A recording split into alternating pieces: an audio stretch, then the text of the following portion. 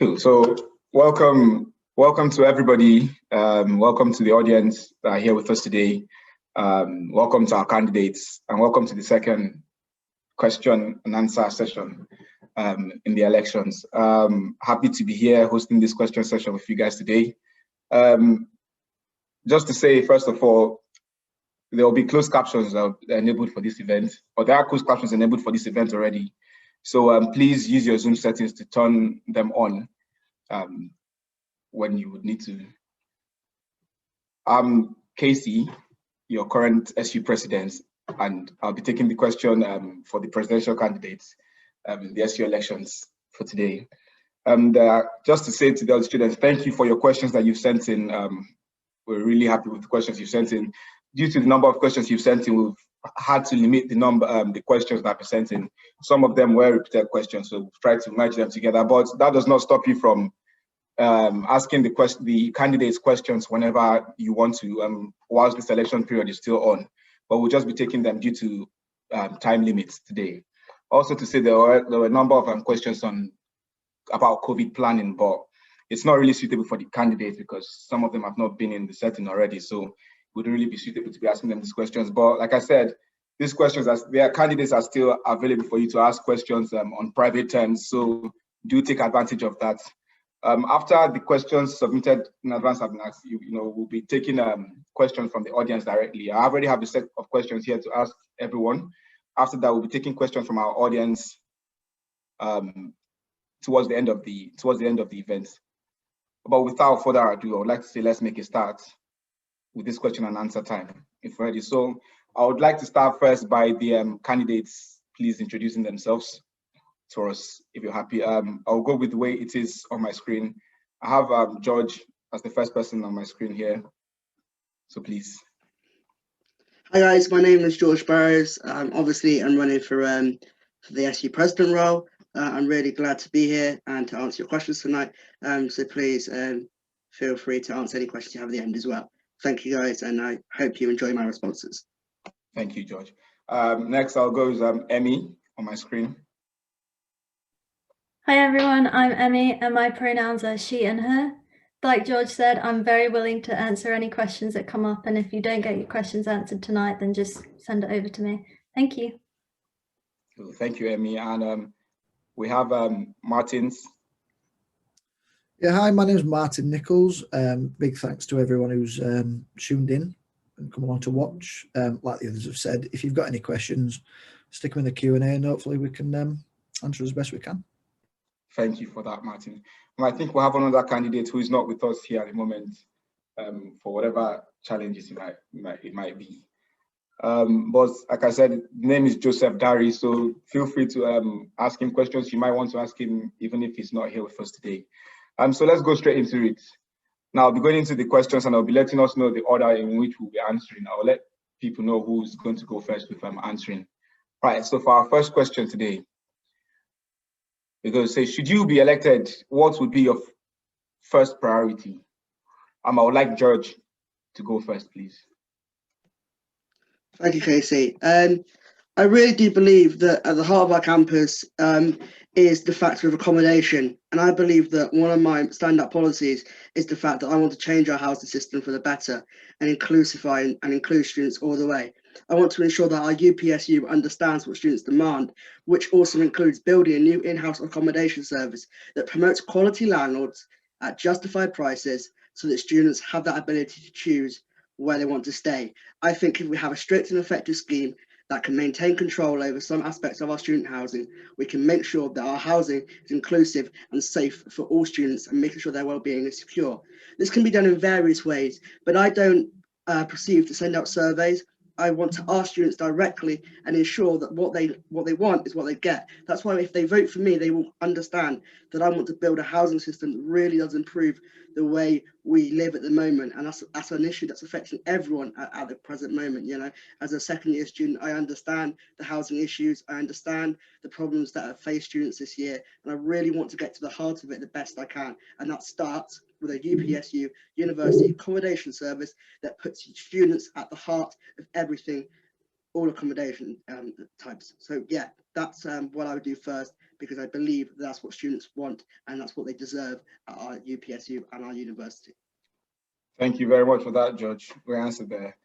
Next person I want to give me an answer to that question will be Joseph, but Joseph is not here with us today. So I want Emmy to give me an answer to that question next. So should you be elected, what would your first priority be? Just to say, I'm sorry I didn't say it before George started.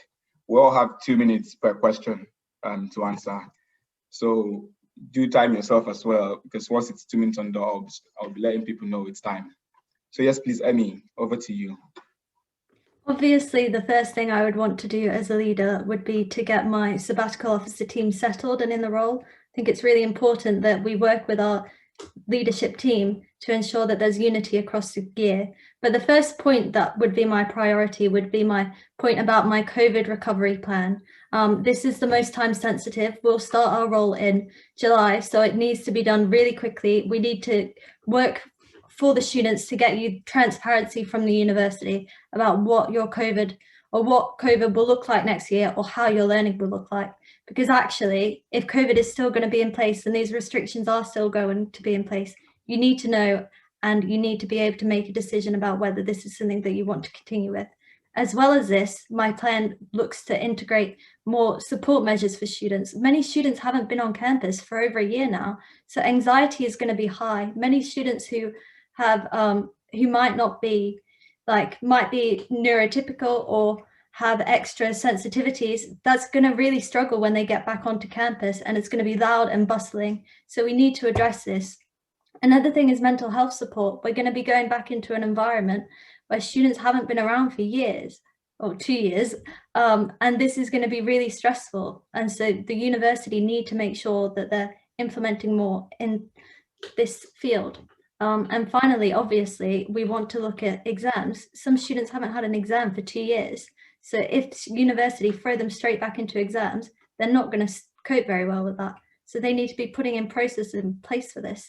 And obviously, I would work with students currently to find out what they would need from this plan, but these are just some of my ideas. Thank you. Thank you very much for that, Emmy. That was good there with the time. And we have Martin's next to give us his answer to that question. So Martin, should you be elected, what would your first priority be? So I think my most important priority is increasing the ease and availability of the routes to dialogue that the student body has with the SU. The student union has a lot of things in place already for the student body, yet the majority of the people that I've spoken to running up to this campaign have absolutely no idea how to access these features, which makes them all almost redundant. One of my manifesto points is bringing in a suitable open door policy, which basically states that if you have an issue, you can bring it to the student union. We will tell you exactly how to do this. Because as a student union, if we're not listening to the student body, we're representing ourselves and our own views. We're not listening to them.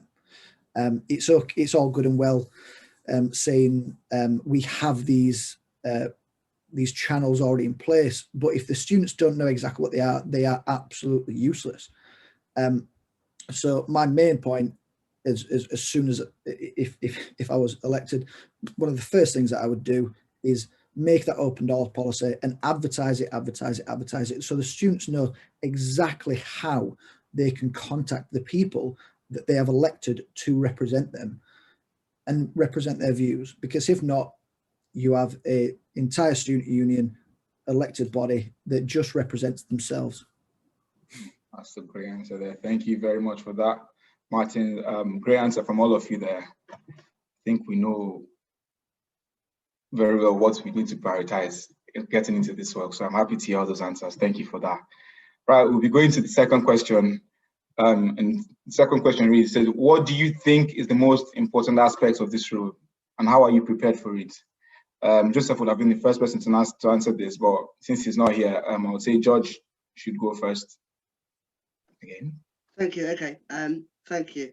I think the most important aspect of the role of president is the fact that you represent your campus and you represent your university nationally and ensuring that the voices of our students are heard. So I think the most important aspect is the fact that we are that voice for students, and we're not representing our personal opinion, we're representing every single student that is on our campus and that is enrolled. And I think that's really important. I'm passionate about making sure that our voices are heard nationally, regionally and locally. If that involves working with other SUs, I'm very happy to do that, because I believe that with power comes great responsibility. And with this role, I have the opportunity to really change the way students are being treated. If that's being treated by the government, let's have a protest. Let's say something about it. Let's have a united union that protects students' interests and protects everything that we stand for as students. Because I believe with that power, with that voice, we can change things. We can do better, because students absolutely deserve better. They've had a year of chaos. Let's get rid of that chaos. Let's get stability. Let's get power. Let's get a voice, and let's change everything it means to be students, and let's bring back positive experience. That's why I think the role of president is extremely important for students, and that's why when they elect someone, they should elect them on the basis that they are passionate, they can deliver for it, and they can really make a difference. So that's what I say, #BackBurrows. Thank you very much for that, George. Great answer there from you. Martin, I would like you to go next to answer this question as well. So what do you think is the most important aspects of this role, and how are you prepared for it? So the actual job description when it comes to the presidential role says reports to no one and is accountable to the electorate, which is a student body. I'd go so far as to say you do report to them, because they're the people that put you where you are. This isn't a job where you hand in a job application and then you get selected on anything apart from how well the student body believe that you can represent them, which is why you need to be fully and totally accountable. Excuse me. I believe that the current student union is failing in that, and I believe that we could massively press this, because if the view of the student population is that you are not making the decisions that they want, or if they think that you're not making any decisions whatsoever, how in any sense are you accountable to them? They need to be in the know that if they don't want you in that post anymore, they can simply put a vote of no confidence in and remove you from that post, which is why it's so utterly important that we need them to know that we are accountable for our own actions and accountable for representing them the best way that we physically can do. Great, thank you very much for that, Martins. And over to you now, Emmy, to answer this question for us as well, which is, what is the most important aspect of this role and how are you prepared for it? Thank you, Casey. So I think that the most important part of the role is to be a visible leader for our SU, for our student body. It's about taking on the issues that our students are facing at an individual, institutional and national level. And it's also about continuing that leadership and that representation in the other aspects of the role. So some of the other things that the president does is be a trustee and be on meetings with the board of directors. And I think as president, you need to be continuing to take those student views into those meetings and representing them and making sure that any decisions made in those meetings are made on behalf of the student views and not just on behalf of what some might say are for the SU and marketing. I think that actually for us to be having our student interests at heart, we need to be talking to students and we need to be making sure that they're aware of where we are. And like Martin says, how to hold us accountable. I think that's so important. What I think makes me prepared for this role is that I've already been a sabbatical officer. I know how the union works and I know how the university works. So I'm really equipped to be able to help make those changes for our students. This year, I've already made changes on behalf of what students have come to me to said. I've built up that trust with students. They're coming to me on a daily basis and thanking me for what I've already done. So I already know what you're wanting us to do. So yeah, I think that's what makes me most equipped and also what's most important part of the role. Thank you very much for that, Emmy. Thank you all with the answers there. I think you all have different views, different very vital views to what you think is the most important aspect of this role.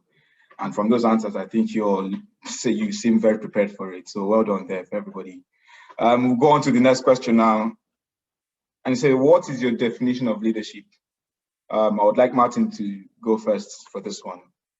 So over to you, Martin, please. I think a lot of the times this question can be answered in quite a reductionist way because it's quite a complex issue. The best way that I can deem it appropriate to answer is that a leader is someone that influences and empowers others to use all of their potential towards the achievement of a joint goal or outcome. It often gets misrepresented, but leadership's nothing to do with hierarchies or authority or power. It shouldn't involve personalities. There's a very big difference between a leader and a manager or a commander. A leader is someone that doesn't necessarily sit above you in rank. It's someone that takes what's good about you and uses that to achieve a joint goal. And I believe that in this role, that is an absolutely vital thing, because you are in effect responsible to oversee 3 people who hold very, very vital roles that are very wide ranging. And if you involve things like ego in this, it can break it all down. That's why you need to sit there, be a rational person, and use your abilities as a leader to empower other people to use their full potential to achieve that joint goal that you all have, that in this case best represents the students that elected each and every one of us to be in that position. Great answer. Thank you very much for that answer. So I would like to go for Emmy next to tell me your definition of leadership, please. Yeah, for me, a leader is someone who's there to guide, inspire, and empower a group of people. They're not there to be a boss or to put forward their own agenda. They're there to listen to the views of the group of people they're leading and make sure they're acting on behalf of their best interest. For me, someone who is a leader is not someone who's going to go out and do their own thing, but it's someone who will work and walk alongside the people that they're leading. I also think that a leader needs to know the people they're leading. And if they see that a group of people is not speaking up or is being a bit quiet, maybe they need to go out and go to that group of people and see what's wrong and help encourage them and work with them. Likewise, if you have a group of individuals who you can visibly see is angry and passionate about something, they need to use that to help empower those students and give them the best tools so they can use that anger or passion to make proactive changes. Similarly, I think a leader should be fighting on behalf of their people. They shouldn't be fighting on behalf of their own views. And finally, I think one of the most important things about a leader is being able to take criticism and be held accountable. For me as a leader, I would not want to be there and doing my own thing and then for no one to know what to do with me. I would want people to come to me and tell me that I've done something wrong so that I can work on it and improve on it in the future and make sure I'm fully representing the views of people. So yeah, thank you. Thank you for that, Emmy. And George, we'll have you to give us your own definition of leadership, please. Of course, thank you for the question. You know, the leadership comes in many forms. When I think about leadership, I often refer to it in business terms, because obviously as a business student, that's what I relate to it as. But of course, I can refer to leadership in other teams. You know, in football, we have a captain. In business, you have a project manager. In other sectors, you probably have a team leader. These are all examples of leadership styles and positions. But to me, leadership is not just about your title. It's about coming together with everyone to get things done and to build back better and to ensure that people you're serving get those results. Leadership is about building the foundation so that everyone can be level-headed, understand that no one is bigger than the job at hand. And that's a crucial aspect that I think the SU needs, to think about not egos, but the positions. But I will say this, that of course you need that firm leader who will make those choices, sometimes tough ones that need making for the duty of our students. Because at the end of the day, if you can't make those tough decisions, then you don't deserve to be president. I'm not here to build an ego. I'm here to represent students in the best way I can. And as a leader, that's about bringing my team on board, making sure that we're all delivering for every single manifesto point that we're putting forward. Because at the end of the day, I want students to tell me, if I'm elected at the end of my term, actually, what you've done is fabulous. Thank you, because you've really stood up for your manifesto points. And that's what a leader should be able to do. And also on Emmy's point, yes, you should be able to take criticism. And I think that every leader in any position should also be able to take criticism. But I do firmly believe that leadership is about coming together, building a foundation and progressing through your policies to ensure that everyone understands their job, but we can get things done and we can build it better and we can make our university, once again, a great place for students. Thank you very much for that, George. Great answers from all of you. You are definitely leaders, I can tell from the answer. So thank you for those answers there with the question. We'll go on to the next question. How will you ensure that the university improves on sustainability? What changes would you like to see and why? I would like Emmy to go first on this one. So Emmy, over to you. I wouldn't unmute, classic Zoom. I think that sustainability should be at the heart of any decision that the university make. A few years ago, the university used to be a part of a Green Impact Award, and they would boast about it and they would tell everyone. And it was actually probably one of the reasons I chose to come to this university, because it was big on sustainability. But now that's gone, they're not doing that. And the university, they boast about all their work on microplastics, but they're not showing how they're actually being proactive in making sustainability. Last year, the university joined and declared a climate emergency where they set out a list of goals, but I don't see that list of goals set in their strategy for the university. I want them to put that in the strategy and make sure they're being accountable to students and being transparent about how they're acting on these goals. Also, how I would work to do this, I would work alongside our part-time sustainability rep. We have great students who work to manage these issues, and I would want to make sure that I am talking to them because they're probably going to be a lot more knowledgeable about it than me and working on the issues that they face. And finally, I think something that I would really like to do is work with the university to increase food waste facilities and halls of residence. There's no reason why they can't be doing composting and doing food waste. They do it for their cafes, so why aren't they doing it for their halls? Thank you. Thank you very much for that, Emmy. Great answer there. I would like Martin to go next. Martin to go next, please. So, do you want me to read the question again? No, it's fine. So Plymouth University is ranked quite highly in the Green Awards when it comes to university. But we have to remember that the university and the student union are completely separate entities. We can lobby the university to do a lot of things or attempt to get them to do a lot of things, but there's no reason why we can't lead by example. The student union has made actually good progress in the past by removing plastic and paper from its bars and things like that. But it can also go further to a point where we could potentially make the university jealous of how green we are. If that means giving advice and lectures on things like impact that fast fashion has and how to counteract that. Excuse me. If that means working with some fantastic societies that we have, like the EnviroSoc, who do absolutely fantastic work, great fundraisers, great campaigns, or if that it could actually mean working alongside student unions, the other universities in this place. We're quite lucky to live in such lush green surrounding areas that we should be very, very proud of this. We've got Dartmoor up there and an ocean below us. So we could, in effect, lead the way when it comes to the green initiatives that the student union puts into place.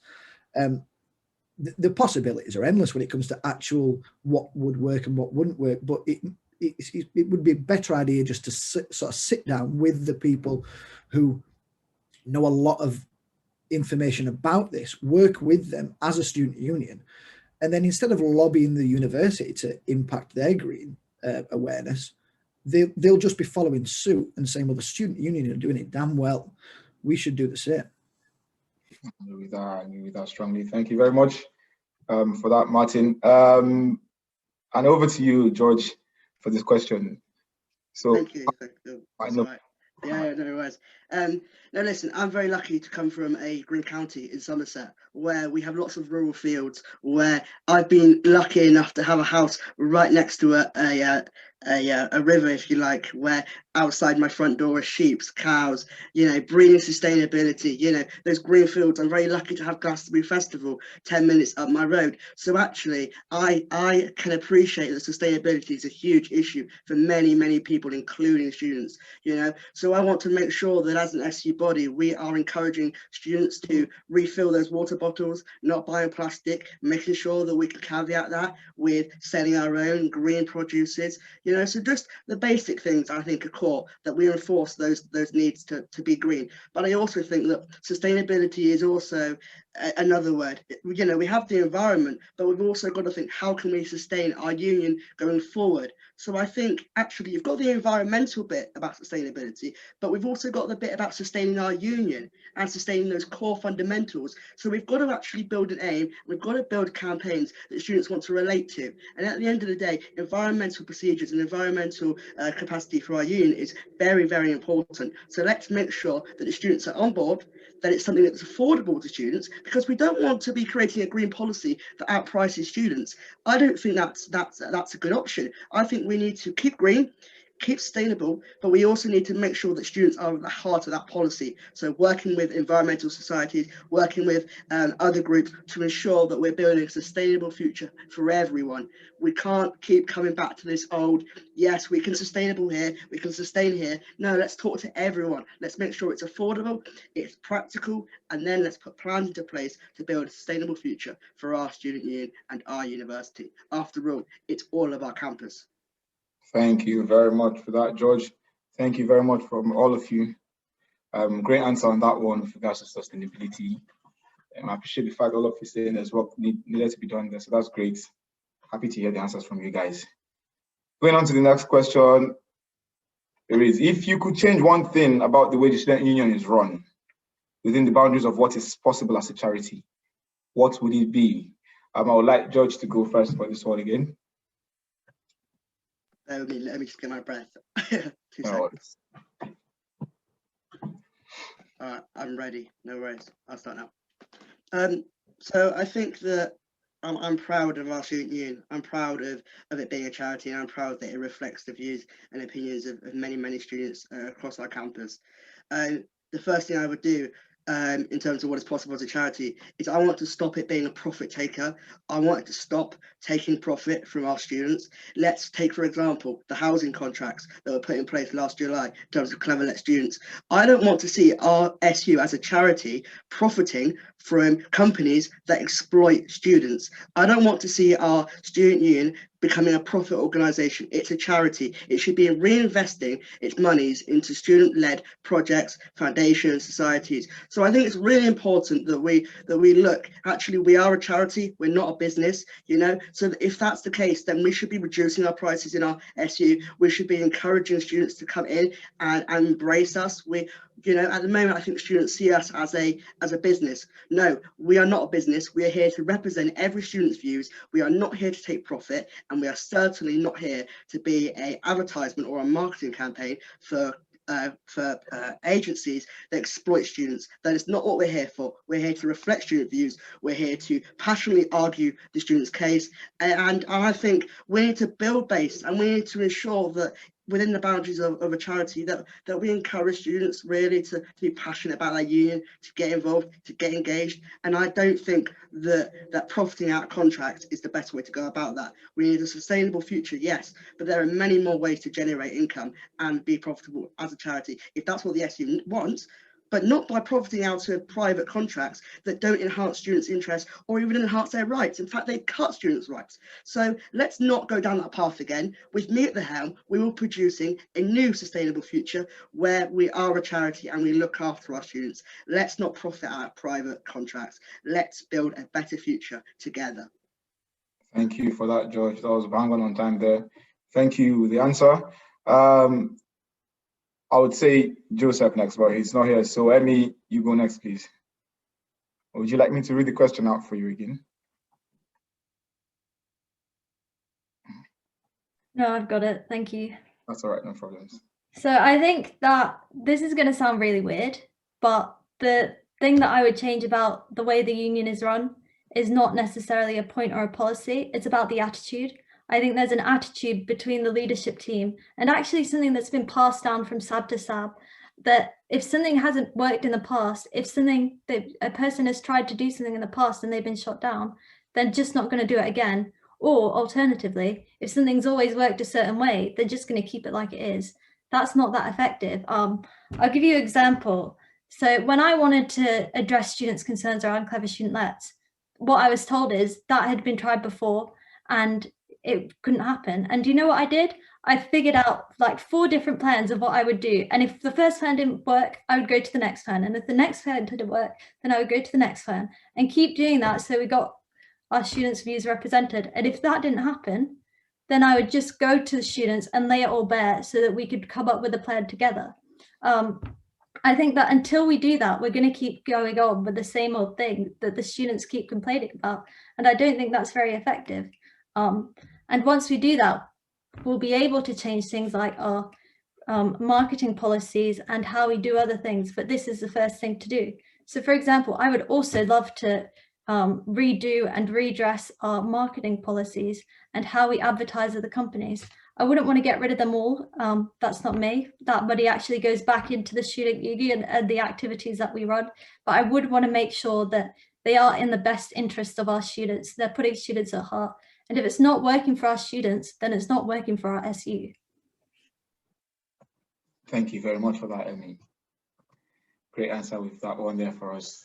And we'll have Martin give us his answer on that question as well too. So I'm going to give a stereotypical politician's answer here and answer a question that you never asked. Because I don't think there's one thing that needs to be changed. I think there's several. A big one is the fact of the involvement that the student body has within the SU. We put out question and answers with 24-hour time limits to try and get a view of what the student body thinks. That's absolutely horrendous when the sort of the involvement with them might be 20 people. That's not an accurate representation of the student body's opinion. The fact that running up to this campaign, I spoke to a lot of people and the overwhelming majority of them could not name a single sabbatical officer. That is appalling. If you are elected as a sabbatical officer and the student body do not even know your name, what are you doing? You know, it's an alien concept to me because you're not in a job. You're an elected representative of the people. And how can you represent those people if they do not know who you are?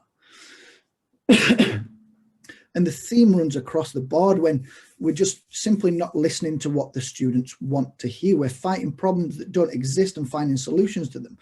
As it's been picked up on a couple of times now, we're advertising a refreshers fair that's simply a marketing ploy for multinational corporations.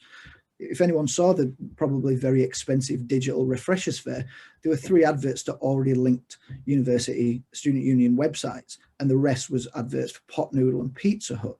I think that if that's the approach that we take as an SU, we are absolutely failing, and we do not even know what a student union is. It's simply a union for students. And we've somewhere along the lines, we've completely lost that, and we're failing. Thank you very much for that there, Martin. I was bang on time with regards to time, yeah. Thank you for the answers. You can sense the passion from all of you, so it's great to see that running through our candidates. And thank you for the answer with that one. Going on to our next question, before we go to the questions from the candidates, from the audience, sorry. Why should you be elected and what makes you stand out from the other candidates?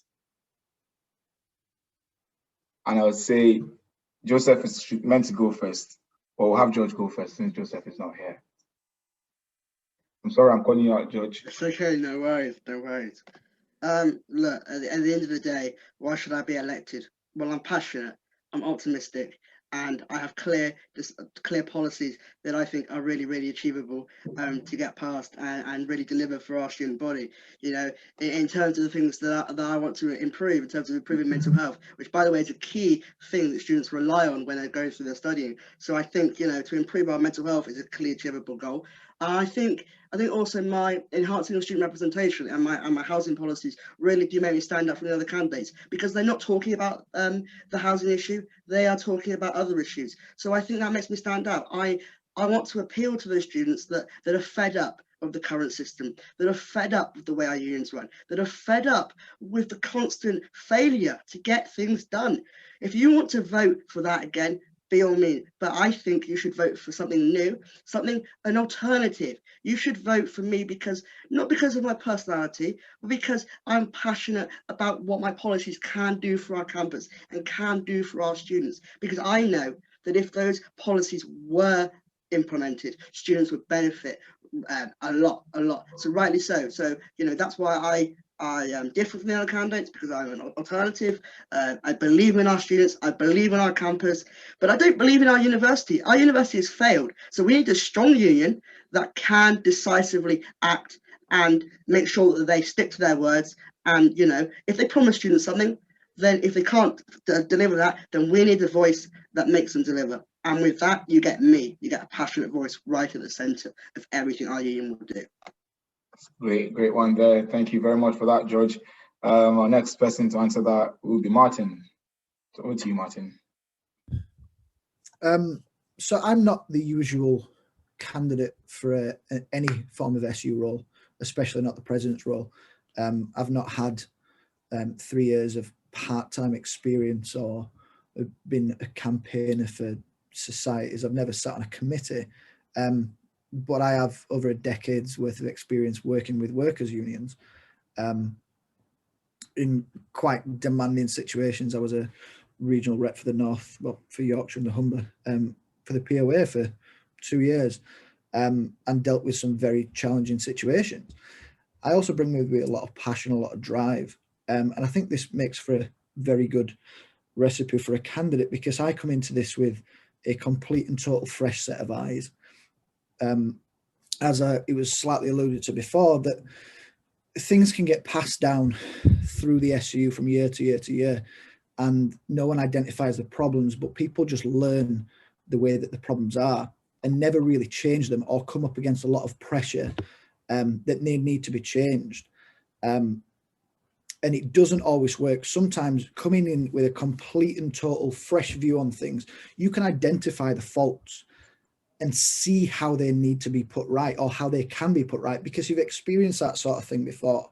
There's an old saying that when you try to change something from within, you don't change it, it eventually changes you, and you become and you believe that what is happening is right. Whereas coming from a completely external source with vast experience behind me in very different environments, I believe that I can bring that fresh perspective to the SU to see how we are going wrong, but more importantly, to know how we can put that right. Thank you very much for that, Martin. For answer to that question, and we'll have Emmy give us an answer to that question there. So over to you, Emmy. Yeah, so I think that this year, you know, I've been VP Education. I know how the union works and I know how the university works. And I want to talk about why I ran for VP Education, because it was because I was angry with the university. I was angry with the university because they weren't representing the views of students. They go for the majority always and don't focus on the students who need support, and they mistreat them. And this year, although I know that it's been a struggle, I don't think they're still doing that. And I'm passionate. I'm so passionate about changing things for our students. And you'll see that in what I do. I'm not the type of person who's going to storm in somewhere and tear the roof down. That's not me. I'll be thought out. I'll think through my decisions. I'll plan it out. I'll work with other people. I'll collaborate, because I think that's so important, and I'll get things done. You can see that. You can go look at what I've done in the past and know that I'm a person who does what I can. And if I can't do it, I'll tell you that, and I'll be really open and honest about it. Why do I stand out? Well, obviously I've been VP Education, but I also know our union. Unlike Martin, I know that your point is very valid, but I've been involved in volunteering throughout my whole university experience. I've been involved in societies. I've been involved as a representative. I know our union and I know what makes it work, and I know how to improve it. There was a question asked that we're not going to answer today, but it's how can we support people with hidden disabilities? I have a hidden disability. It really helps to make me different and make me really think about what the people with minority groups are feeling, because they might not really express that. It means that in every meeting that I go to, I will put that at the core and make sure our minorities are well suited, so that then we can better things for the majority, because when our minorities are better, then so is our majority. So yeah, my experience, my passion, and my drive to get things done. Thank you very much for that, Emmy. I was good on time there as well. Thank you all for the questions there. I think one thing I'll say with regards to all of you, why I feel you're a great candidate is I can see passion through all of you, so that's great. Thank you for that passion as well. Now we'll move over to questions from the candidates. And we'll be taking not from the candidates, from the audience.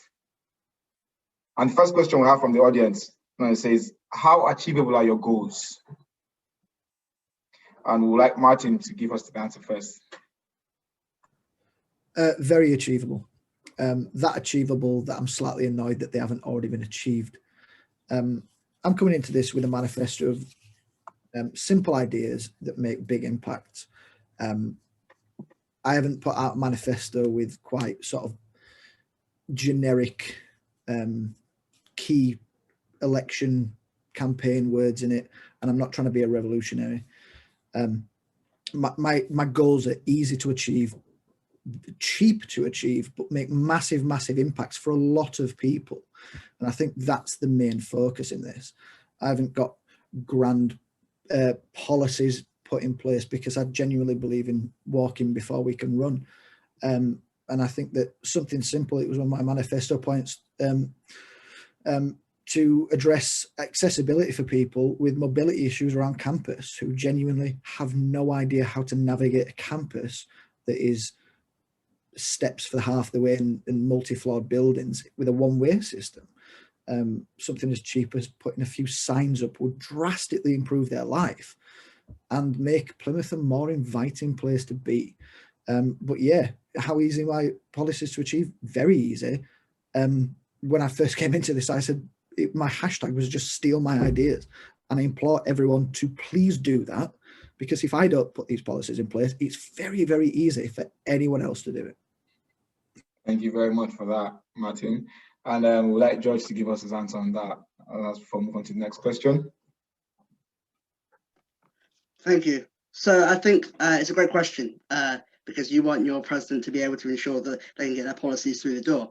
So listen, my goals are very achievable, because in terms of what we're looking at in terms of mental health, we are looking at a whole generation of university students that have been mistreated, that have been subsequently not locked up, but been in our houses for over a year. So in terms of how we get out of this pandemic, I think that crucial mental health support needs to be in place. And I think the university will recognise that come September. I do really think that there's a will and a way to create a new aspect in our mental health wellbeing service. And I do think that students want that as well. So I think with an effective voice and an effective campaign, we really can change and turn the tide on mental health funding, and really do get the university to listen, because I think that's a core aspect. Where we have better wellbeing services influences better grades. So I implore the university, because if they don't do it, then they're missing out completely, because, you know, a better wellbeing service, happy students, happy campus, better grades. So that's an achievable aim. My housing service is achievable as well, because I also think happy house, happy students, better results, but a better environment for everyone. You know, let's not have mice in our kitchen anymore. Let's have gold standard housing that reflects the prices that we are paying, you know. So that's another achievable aim. I've spoken to landlords. I've spoken to a couple of housing agencies. I know that it can be put in place. There is vast support for this. If you look on the landlord pages, there is vast support for my policies. That's an achievable aim. And I also think that we can increase our voice, and we can increase our union strength if we all work together. As I've said, putting forward policy proposals, working with other student unions right across the country to implement that. I've been in contact with Liverpool Student Union, who are very, very keen to, with their Cut the Rent campaign, to work with other universities. So let's do that. Let's work with other universities. Let's increase our voice and let's get student representation. Stop. I'm sorry, I have to stop you there. Thank you very much for the answer there. Great answers from you all on that question. Seeing your manifestos, and I'm looking to see how all will be implemented. They look great. So thank you all for that. Moving on to our next question. I didn't answer, Casey. I'm so sorry, Emmy. I'm really so sorry, Emmy. Please, Emmy, give me your answer. I'm sorry about that. Yeah, thank you. My goals are very achievable. You know, I don't want to do something that can't be done, but I do want to strive for something really high. Look, I'm not going to promise something that I can't achieve, but what I do want to do, making representation systems more like well known to our students is very easy. It involves us going out to our students, and it involves us talking to our students from all different groups, but it's very easy to do. It just takes the work. Similarly, running a campaign to empower our students is very simple steps that we can do. Set up sessions, set up toolkits, set up different things, and allow people to drop in, allow people to come and talk to us whenever they need, is so easy to do. My COVID comeback plan, that is probably going to be the hardest one because it's going to be the most time constrained, but again, it's easy to do because I've already been in the role. I've already built up those connections, and I'm very well trusted within the university, and I think that's really well needed if you're going to ask them to make these changes and to put in these things in place for our students. And also, I think that anything that I would want to do, I would want to do it with the students in mind, and talking to them and communicating and collaborating with them, and also making sure that I go out and get feedback from other unions about what is helping them to achieve their goals. I think it's really important that we collaborate and see what works well for other people so that we can bring it into our union, and that will make it more achievable as well. Great answer. Yeah. Thank you very much for that, Emmy. I'm sorry I missed you on that one. Apologies for that. But thank you for your great answer there as well. So now moving on to our next question still. It says, what are your opinions on the debate surrounding tuition fees during the pandemic, and how lower fees could affect our student services negatively? Emmy, I had you to answer this question first. That's why I mixed it up. But I'm happy for you to take your time and come back to me.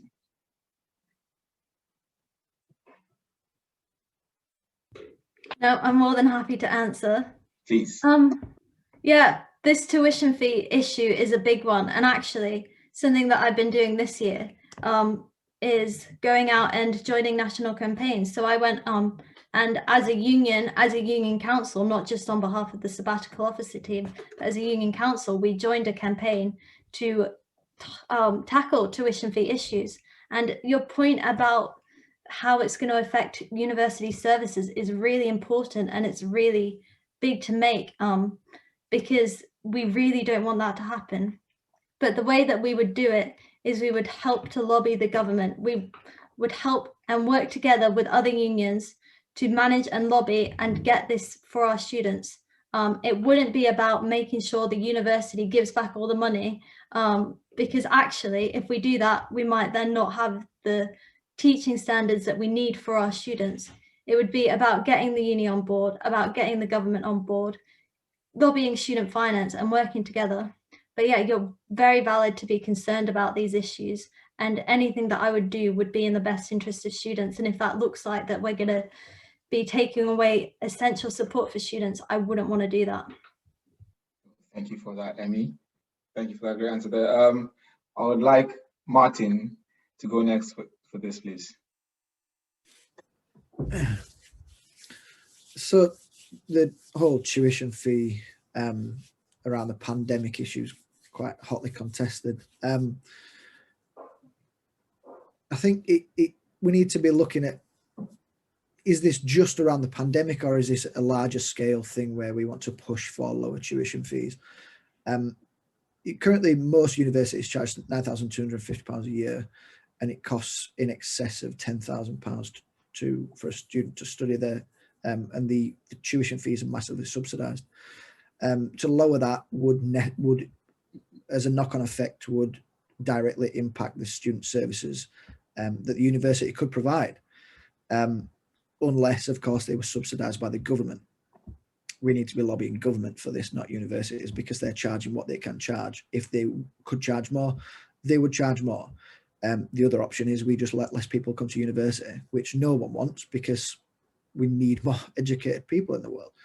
I think as a knee-jerk reaction to say that we should be lowering tuition fees during the pandemic, it's quite a valid point, but we do need to genuinely think of the knock-on effects.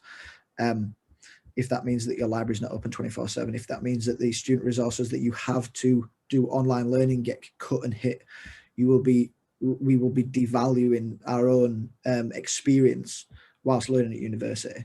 So I think where it's quite easy to make a knee-jerk reaction and say, yes, we should be paying less. There's a good argument for that. However, it's just simply not that simple. No. Thank you very much for that, Martin. And we'll have George Justice the question as the last person for that one. So over to you, George.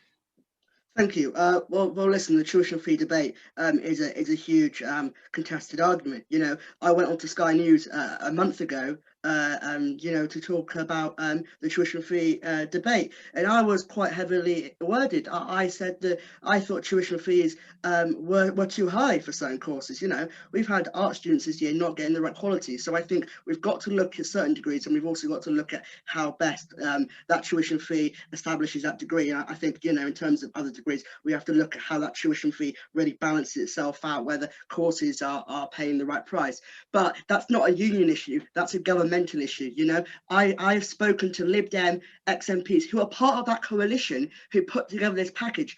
You can't have an opinion on this debate unless you know the ins and outs of how tuition fees work, which is why I do. You know, I know how that process of implementing those policies worked. In terms of the ex-MPs I've spoken to, I understand why they were put in place, but actually there was a more fundamental point to them, which was it was to stop universities having that funding. So now we've got a stability, now we've got universities having that funding. Let's go back to government and let's ask them what better they can do to improve students' lives without universities suffering. Because at the end of the day, I don't want to see a tuition fee reduced at university and then our services suffer. I want the government to come clean and tell students that no matter what they're going to do with the tuition fee, our services will still stay the same, because ultimately that's what students want. But of course, we do have to look at how we are paying our tuition fees, which courses are paying more. Because of course, if you want a medical program, you're of course getting that direct access, you're getting that equipment. Whereas if you're on an events program like me, you're not actually getting a lot for your money. So I think we really do have to look at value for money, where it's coming from, but we also have to take care that the coalition government put into place a program that can't, automatically be redone. We have to carefully understand the program. We have to ensure what we're doing is correct, but we also have to ensure that proper funding is in place. But I also just want to add that George, in the long term. Thank you for the answer there. I'm sorry we ran out of time with that one, but thank you for the great answers from all of you on that one. And we'll move to our last question from the audience. This is accommodation is a hot topic at the moment due to the nature of the ongoing pandemic. If candidates were able to engage with local student agencies, how would they approach this whilst recognizing the UPSU's remit with external agencies is limited?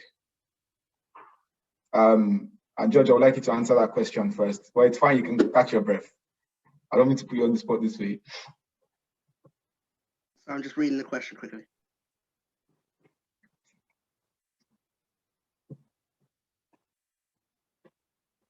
Okay, that's fine.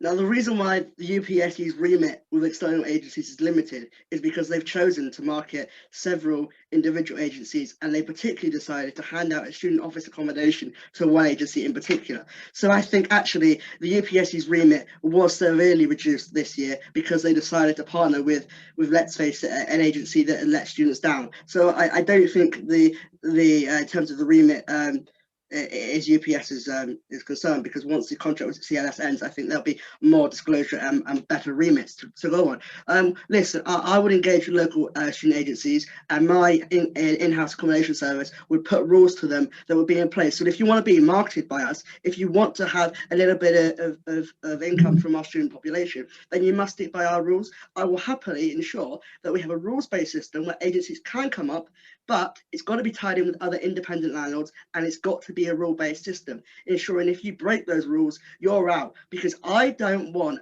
agencies to profit whilst making students ill and lessening their well-being in horrible housing. So listen, I think the issue is hot topic and it is key, but I will ensure that our agencies are standing up for the rights of our students, and I will make sure our union let students know their rights in housing. But I do think that we've got to cooperate, of course, with agencies, because of course they do hold a lot of sway in our marketing, but we have to recognise that they aren't the only people that have accommodation. We have thousands of independent landlords that the UPSU used to work with. Let's get them on board, because I think independent landlords actually care more about students than agencies. I am fed up of agencies exploiting students. I'm fed up of agencies treating us with such disregard. Let's change the system. Let's change the face of our marketing and housing, and let's build back better, and let's do better, because students deserve it.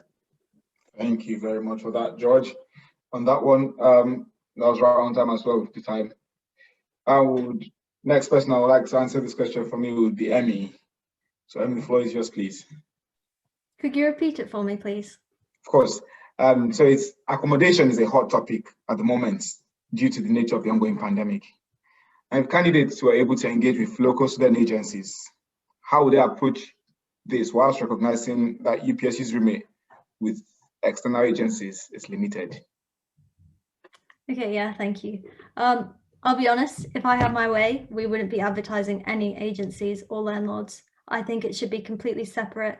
And the reason I think that is so that we can fully, openly advise our students about their rights as tenants, sorry, not as landlords. I think for us to be able to fully give our students the best advice possible, we shouldn't be having any conflicts of interest. I would not go back to any housing scheme. That scheme was taken away because it was ineffective and it caused the same issues as advertising with CSL did. And I think that if we continue with this pattern, it's just going to be the same issues, but with different landlords. And yes, I do think that even if we're not advertising with them, we should be collaborating with them. We should be holding them accountable. And we should also be working with Marjon and PCA because they have the exact same students as us. Not the exact same students, but the exact same housing as us. And we would have much better force if we collaborate with them to hold these people accountable. The things that I would look into doing is creating like a ranking system, maybe where students could rank and express opinions about different housing agencies in a safe environment, away from other people, just for students to do that. This could be moderated, or we could create a housing charter where landlords could have to meet certain criteria for us to say, yeah, that is a certified good quality landlord. But as soon as they drop off those criteria, they're no longer on it. But that wouldn't be us partnering with them. That would just be us getting the voice of the students and highlighting it for them in a very easy and accessible way. Thank you very much for that answer there, Emmy. It was great with the time as well. And we'll have Martin close that up for us with your answer. So do you like me to read the question again? No, it's fine. All right. Over to you. I think I completely agree with Emmy there. That if we endorse, market, advertise these companies, we're putting our name to them. And if they mess up and if they don't treat the students correctly, then we've almost enabled that. My opinion is that we should not be endorsing anyone. We should completely and totally remove ourselves from the equation. I go so far as to say we shouldn't be endorsing university managed halls because they are still owned and operated and rents taken by UPP. We could use the student union website to just generally collate feedback on students' experiences within different halls. We're lucky in Plymouth to have an absolute abundance of student accommodation. By completely removing the university's promotions of these, it would make the people who own these buildings do better and provide a better service, so students want to go to them. If we're signposting students to these places, we're putting our name to it, and when they mess up, it's us that mess up, and we've done that. So we need to take part of the blame. Take us out of the equation, and I mean, we're all adults here. We make our own decisions. And if you don't do your due diligence and research somewhere before you move in, it's on you and the landlord. But no, I don't think we should be taking money to market places that quite frankly, can and do fail students. Thank you very much for that, Martin. Thank you for the answers there, all of you. I think we've come to the end of this. I'll say I'm more than elated to be hosting this session. Hearing the answers you are coming up with, it's amazing. It makes me feel satisfied that going forward, our union is in safe hands. So at this point, I want to say thank you to you candidates. Thank you to our candidates for your time. Thank you to our audience too for being here with us and for your questions. Please don't forget to vote at upsu.com before midday on Friday, the 5th of March, to get your new set of sabbatical officer team, and also to stand a chance of winning lots of prizes, over 100 prizes there to be won. So do vote. There's a lot there for you. But thank you all for today. It's been my pleasure doing this. Thank you all. Thank you, KC, for hosting. Thank you. Bye. Thank you. Just say that if anyone does have any questions, just feel free to ping one of us a message on social media, and I'm sure that we'll all be happy to answer even.